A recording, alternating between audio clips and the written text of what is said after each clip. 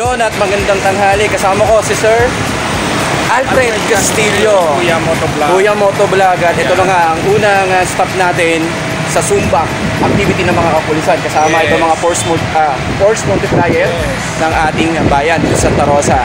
Sir Alfred, kamusta? Kanina ka pa rito? Ngayon po kami nagsimula dito. Nagtayo kami ng tent. Yan, para sa Uplan Sambak. Dito kami ngayon para umalalay sa mga motorista. Sa ngayon, okay pa naman. Okay pa naman, wala pa tayo na-encounter na problema. At yun nga, kasama natin ang mga, ano ba mga nanditong LGU? Ang nanditong kasama natin ay ang AFP, Poso, ang Guardians, at kami pong mga Bantay Bayan, Highway Patrol Group. Ang dami din, no? Ibang kapulisan po natin na nandito. Punta natin, dadalawin natin itong station na to at mata natin kung ano ba yung ginagawa nila ngayon sa ating lansangan. So anyway, tingnan natin sila at check natin yung unang station na pupunta natin. Alright. Ang hapon at kasama natin, ma'am, ano po pangalan nyo, ma'am? Ako po si MO1 Marta po. Ma'am, so kanina po nag-start ng Uplan Sumbak, tama po ba? So kasama po ang mga kapulisan at mga force multiplier.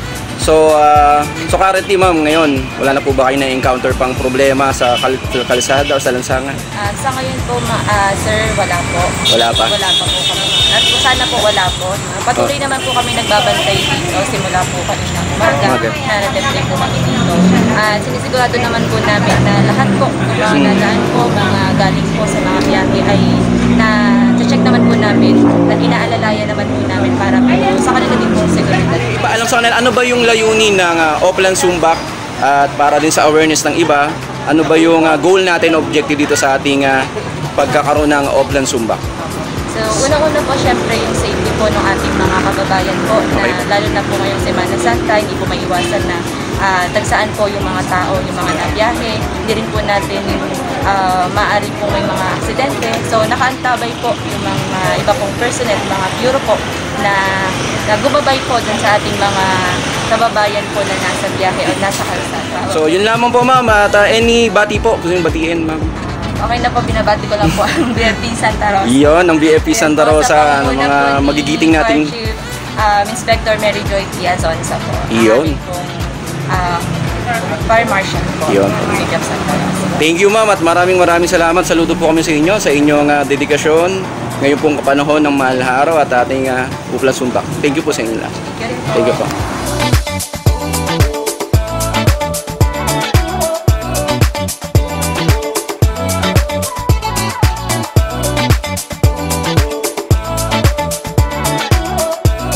Hapon at kasama ko si Sir Alfred Castillo at nandito kami ngayon sa PNP checkpoint dito sa Maydita, Meralco. Kasama natin volunteer, yan, saludo sa inyo. Kahit ano klase, hindi lang LGU, pati NGO, mga non-government organization ay nagsama-sama ngayong Semana Santa para nga tumulong sa mga kababayan nating maggaganap ng alay lakad. So talaga dito sa ating bayan, Santa Rosa, nagtutulungan LGU and NGO. So talaga nga nagkakaisa sila para sa kanyang page, Sir Alfred Castillo Motovlog. At huwag nyo kakalimutan din ang Rights ni Lods kasama ni Sir Alfred Castillo Motovlog. Thank you.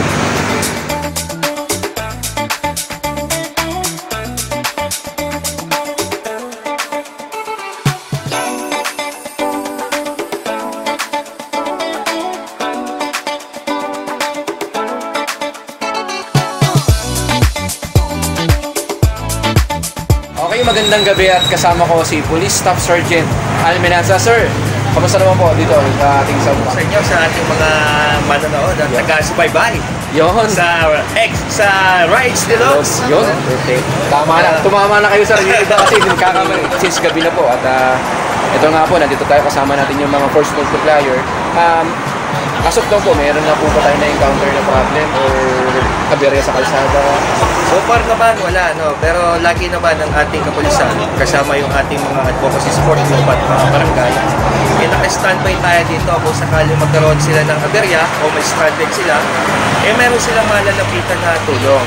Nandito talaga kami para i-ensure ang safety ng mga taong biyahero ngayong Semana Santa. Maraming salamat. Pinaunlakan niyo ako. Dahil ko, medyo pagod na rin ko dahil magkapong kayo nasa kalsada.